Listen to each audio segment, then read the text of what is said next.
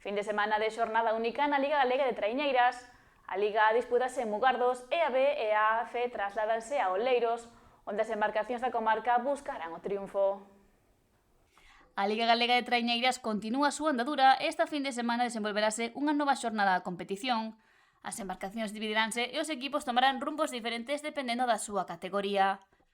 A Liga pon rumbo a Mugardos ao estar en xogo a 10ª bandeira Concello de Mugardos. O porto local será o epicentro da competición mañá sábado a partir da 1:25 da tarde. Todo pode pasar nunha regata, pero a traiñeira de Cabo da Cruz parte como favorita despois de gañar 4 das 5 probas realizadas.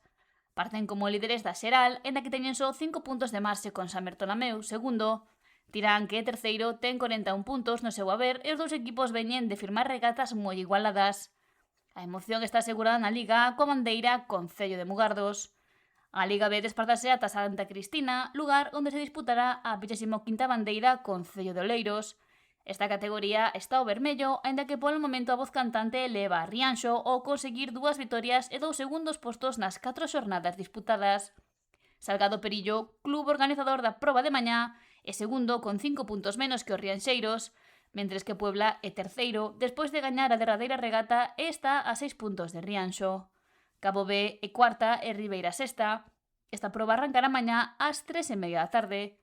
E unha hora máis tarde dará comezo a 11ª bandeira feminina Concello de Oleiros, na que participarán as 8 embarcacións enmarcadas na Liga F. Salgado Perillo é favorito a vencer na casa despois de súa trayectoria na competición.